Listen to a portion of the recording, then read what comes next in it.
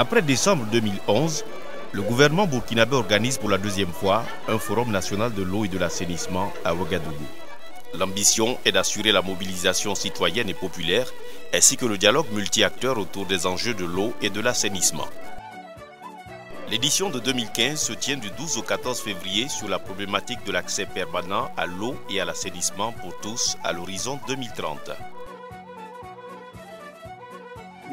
Parmi les acteurs invités à la réflexion, le programme USAID WAWASH et ses partenaires d'exécution prennent une part active aux activités.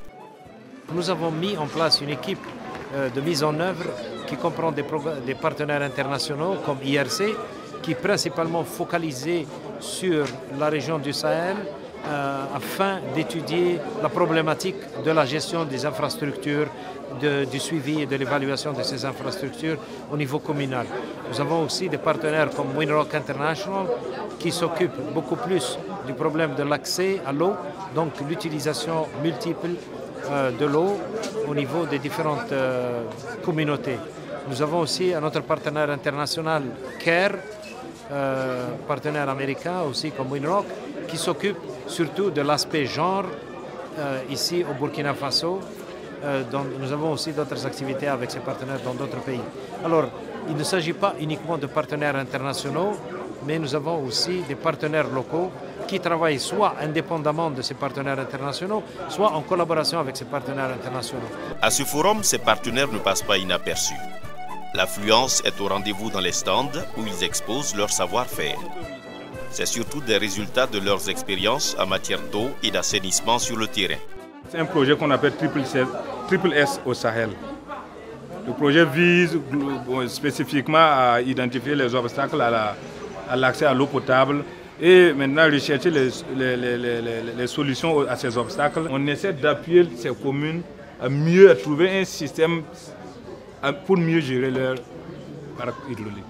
Et c'est le système maintenant qu'on montre ici. C'est-à-dire on collecte des données, on traite et à travers ces données, il y a des problèmes qui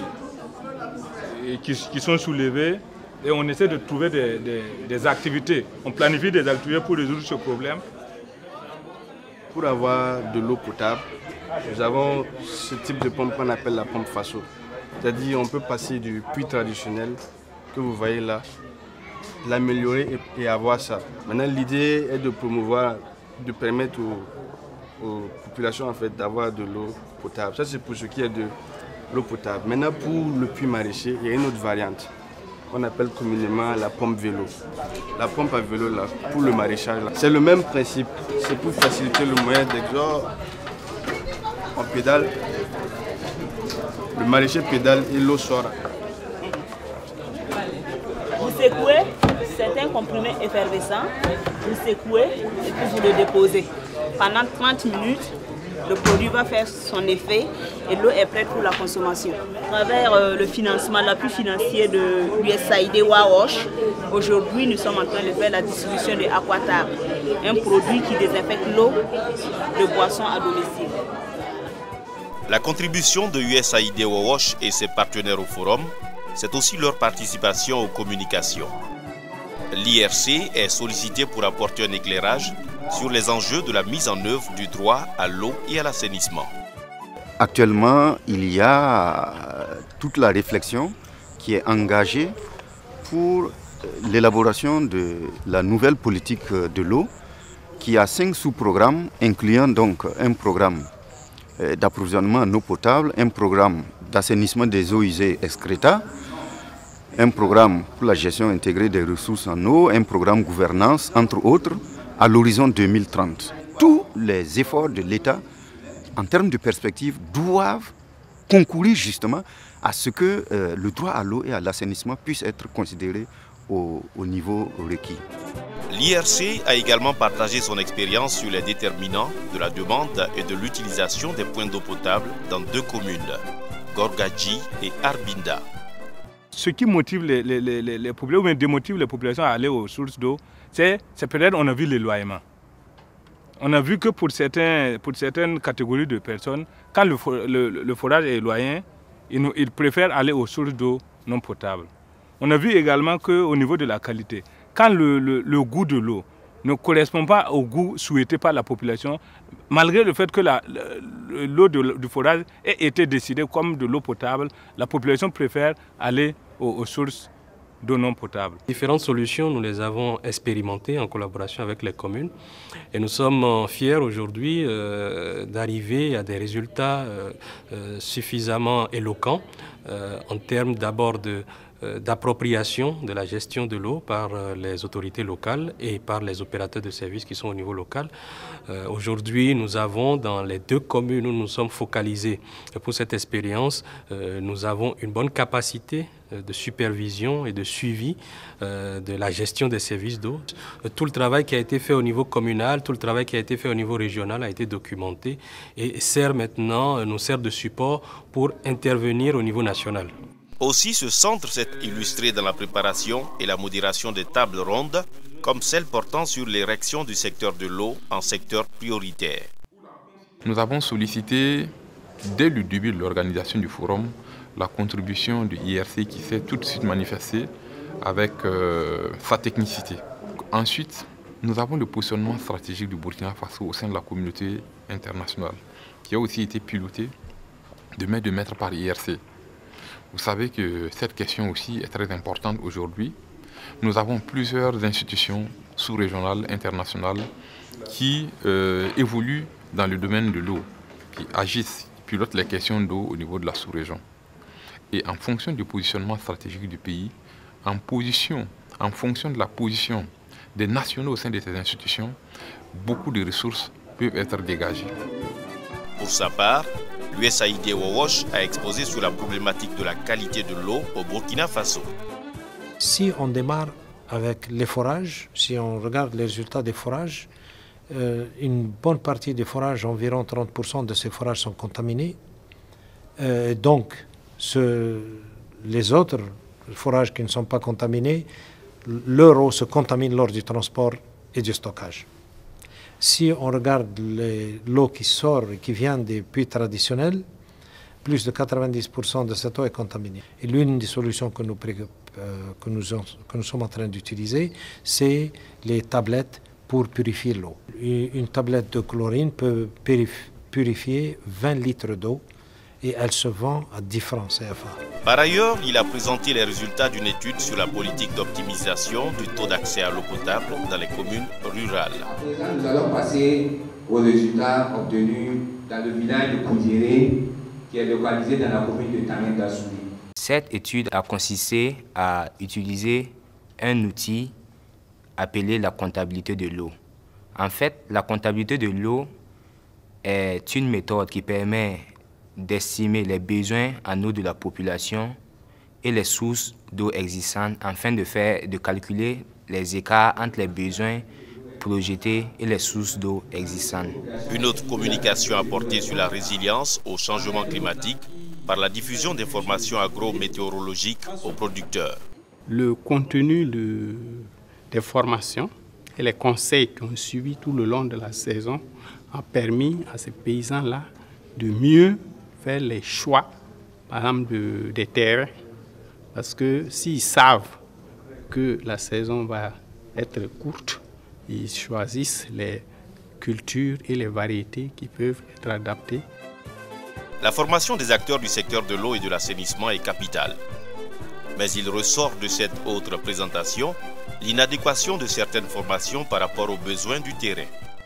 Nous avons des personnes qui sont formées et qui ne peuvent pas vraiment répondre aux besoins sur le terrain. Le programme USAID WAWOSH, tout d'abord, s'est beaucoup investi dans un programme de stage pratique pour les étudiants et les jeunes professionnels afin de leur donner l'expérience dont ils ont besoin pour s'investir dans le domaine eau et assainissement. Également, nous avons un programme de bourse qui permet à des étudiants de se spécialiser dans le domaine eau et assainissement. Nous avons également organisé des voyages d'études qui ont permis à des agents du ministère de l'eau de rencontrer leurs collègues des agences de l'eau des États-Unis et de renforcer leurs capacités au vu de cette expérience.